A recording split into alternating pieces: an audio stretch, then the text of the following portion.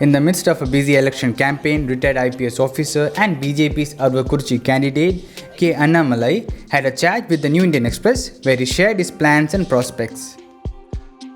Hello TNI viewers. Today, we in our presence, we have BJP Aravakuchi candidate K. Annamalai, who has joined us for an interview in middle of his busy campaign. Hello sir. You've been campaigning at Aravakuchi for more than a month now. How do you see the winning prospects in the constituency?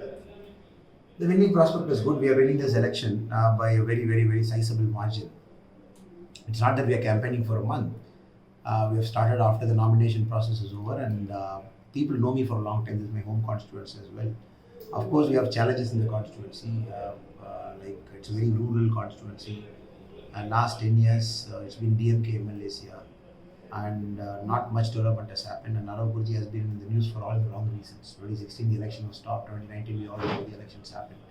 So, despite all the challenges, we are very confident that we should win this time. There are almost 45,000 religious minorities in your constituency, and here you are contesting on a BJP ticket. How are you reaching out to them for votes? Same way, for me, all 213,000 voters are same. We don't differentiate between a Hindu, a Muslim, or any other caste. It is the DMK which keeps differentiating and which thrives on doing religion politics. And for me, everybody is same. The message is clear for everybody that Aravakurchi has to be on the path of development. And the only way for this area to survive with its water problem, with its rural development problem, and all sorts of things, is for the central government to step in, bring funds, and work along with state government and take this constituency to a different level in terms of development. You were a part of the BJP core manifesto making committee. BJP in its manifesto had promises that they will provide housing facilities for migrant workers who are coming to this state.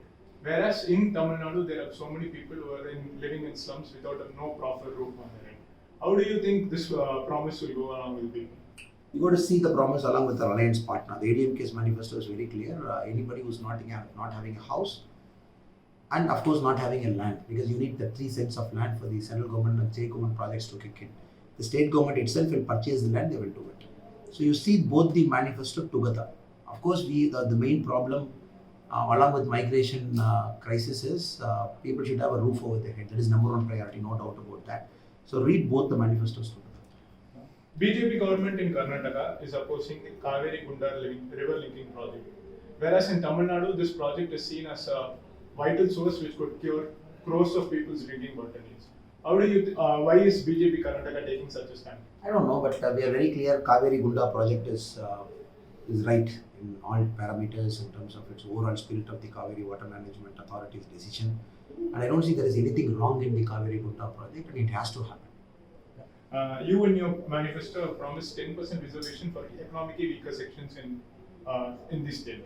But in Tamil Nadu, almost regional parties, including your alliance partner AIDMK, are opposed to this fact. Do you think this will alter the current social justice? Nobody is opposed to the fact. The social justice is still there. Nobody is eating into the OBC reservation or the SC/ST reservation. We all know the EWS is a separate reservation, so where no reservation is touched. So in that way, it is not against anybody. The same social inclusiveness is there. At the same time, the developmental parameters for the economically weaker section are also very poor. So nobody is eating into anybody's reservation. It's a very fair process for everybody. In the United Nations Human Rights Council, there was a resolution for inquiry into war crimes regarding the allegations in Sri Lanka. Though the Indian government abstained its vote, the resolution was passed against it. So now many regional parties in the state are telling that BJP is being anti-Tamil towards it. What is your take on it? How can they say BJP is anti-Tamil and BJP has built 60,000 houses in the northern part of Sri Lanka, when BJP government has built hospitals there, when Prime Minister Narendra Modi is the first person to visit Jaffna, even after the Easter bombing attack, Prime Minister is the first person to call Sri Lanka and offer help. So all sorts of things have happened. So how do they call BJP as anti-Tamil, anti-Sri Lanka, anti-Sri Lanka and Tamil, whatever it is? The many political parties in Tamil Nadu have become bankrupt and jobless with respect to their ideas and ideology. That's why they keep making this kind of decisions. Thank you so much for taking time to be with us.